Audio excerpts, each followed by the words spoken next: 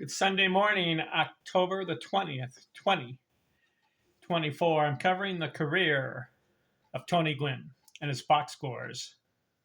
Started with his 1982 season. He's 22 years old.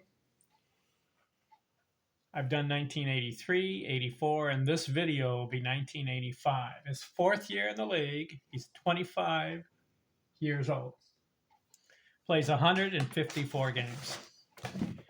622 at-bats, 90 runs scored. Hasn't reached 100 yet. We'll see if he does as his career evolves. 29 doubles, 5 triples, 6 homers. Not a home run guy. 46 RBIs. He's not an RBI producer either. 46 RBIs in 154 games. Very low.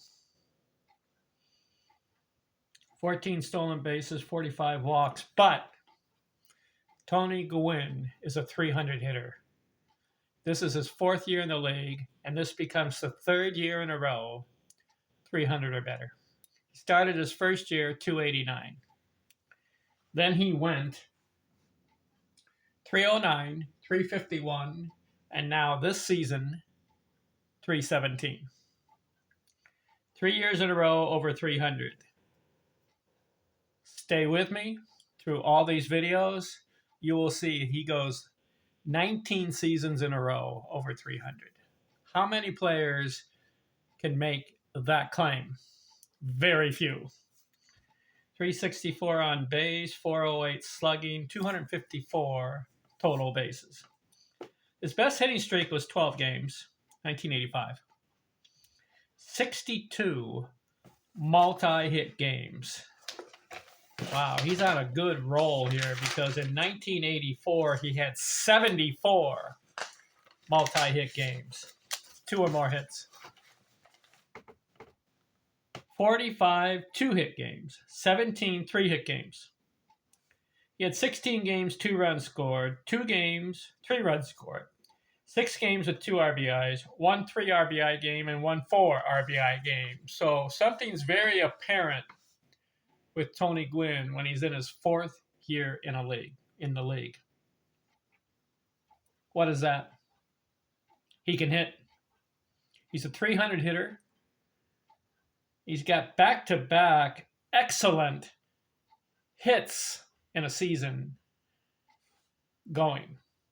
1984, he had 213 hits. 1985, 197 hits. So how many hits is that in a 2-year period? 213 plus 197. He had 410 hits in 2 years. Pretty good, right? 62 multi-hit games out of 154. 45 two-hit games. So he's a line drive hitter, base hit hitter. He had 29 doubles, so he's not up into the category of 40 or 50 doubles a year. Like Tris Speaker, did you know he had 4 50-double seasons? Tris Speaker. Stan Musial also is another guy that got like a 40 to 45 doubles a year. Both of those guys are way up in career doubles. So Tony Gwynn, 29 of them. We'll see if he can improve on that. So we can characterize Tony Gwynn so far in his first 4 years as a 300 hitter. That's good because a lot of the power hitters of the past, they can hit 30 or 40 homers, but what do they bat in their batting average? 250, 260, 270. Which do you prefer? A 300 hitter with 200 hits a season. That's what Gwynn has been doing the last 2 years. 213 hits and then 197. Or do you want a guy that hits 30 homers and gets 100 RBIs or 40 homers, 125 RBIs? Which do you prefer? Ask me the question. Do I want a guy 200 hits? Or do I want a guy 45 homers, but he bats 280? I'm going to take the guy with 200 hits. Why? Because he's on base more, and you can count on him getting a hit for your team. And it could be in a good situation where there are men on base, or if there's no one on base, then he gets on base for the next guy to drive him in. Where if you get the 45 homer guy, how often is he hitting a home run? And how often is he striking out? If his batting average is 280 or 275, that means he's not hitting the ball as much. Either he connects, hits 45 homers, or he strikes out or grounds out or pops up. Whereas the guy who is getting 200 hits a year is getting on base more and providing the opportunity not only to drive in runs with his hits, but to be on base for the next guy to drive him in. In 1985, he had 90 runs scored, so he's getting on base. Do you take the power or do you take the hitting? I'm more of a hitting guy. I am. I like the 300 average. I like the 350 average. Gwynn, 1984, batted 351. This year he batted 317. I like the guy who's over 300. I do. Now, I like the guy that hits the homers and combines the average. How many guys can do that? High career batting average and a lot of home runs. And those guys can be classified as the greatest baseball players of all time. Thinking of it right now, which guys have high averages and a lot of homers? I mean high average, not just 300, but like 340 career and 500 or 600 homers. Can you think of guys who have done that? Right away, I can think of two. Babe Ruth, 714 homers. We know that, right? And did you know his career batting average was 342? I think he had one 200 hit season, but he had a lot of seasons, 180, 170 hits. So he's combining the hitting with the homers. Ruth, it's true, he struck out a lot too. But how about the 342 career batting average for Babe Ruth, along with the power of 714 homers? The other guy I can think of is Ted Williams. His career batting average, 344 and 521 homers, right, for his career. That's a good combination, right? Wouldn't you agree? You know that Ted Williams never had 200 hits in a season, but he did get like 180. He was averaging that for like a 6-year period, 180 hits. So he combines hitting and homers. Gwynn, he's on the hitting. He's not on the homers. So Ruth and Williams are in a class by themselves with the high batting average and a lot of home runs, the power. There's another guy I can think of. Let's see, I'll bring it up right now. If you go to Baseball Reference, combining hitting and power. Who am I thinking of? Jimmy Fox.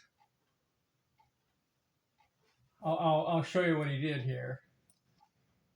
Jimmy Fox hit 534 homers in his career. You know what his batting average was, career? 325. Did you know that Jimmy Fox had 200 hit seasons? He's a power hitter, yet he gets 200 hits a year, and he has a 325 batting average. So that's three guys, power and hitting. Can you think of somebody else? Has to be a high average, can't just be 300.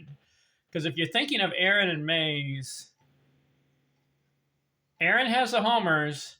He has a 300 average, but 305. He's not up into the 320s or 340s like Ruth, Williams, and Fox. Mays is another one. He's got the power. He's got the 302 career batting average. See? Not up in the 320s or 340s. I'm talking about guys, power and hitting, and their average is high. Can you think of another guy? Pujols? No, he's got the 700 homers. His career batting average? 296. See, doesn't do it. Alex Rodriguez got the homers. Career batting average? 295. Griffey, he's got the homers. Career batting average? 284. See? If you go down the list, is there anybody else with a high batting average and a lot of homers? Going down the list, there is a guy called Mel Ott, but he's 304 career. He had 500 homers. I found someone else. The fourth guy. Can you guess? Lou Gehrig. He didn't get the 500 homers. He got 493 homers because he only played 17 years. Boy, if he had played a couple more years, he's over 500 homers. But you know his career batting average is? 340. See? Not just 300 like Aaron and Mays. 340 career. 493 homers. So he's the fourth guy. The other guy who's up there, you can maybe say Stan Musial, but he had the 475 homers, didn't quite reach 500, and he had an opportunity to do it, but he didn't do it. He played 22 years, right? He's got the 3,600 hits, and he's got the 331 career batting average, which is good. So he combined the power and the homers, but not enough homers, 475. Anybody else you can think of? I can't. Can't find anybody else. So the five guys combining power and high average. Ruth, Williams, Fox, Gehrig, and Musial. Those five. Your average has to be up there. Sorry, Aaron and Mays, they didn't have high enough average. They've got the power. They've got the 3,000 hits. All right, I got sidetracked a little bit there. I'm just proving the point that Gwynn is mainly focusing on hitting, not on the power. All right, next video, 1986, with Tony Anthony Gwynn. Talk to you later. I'm out.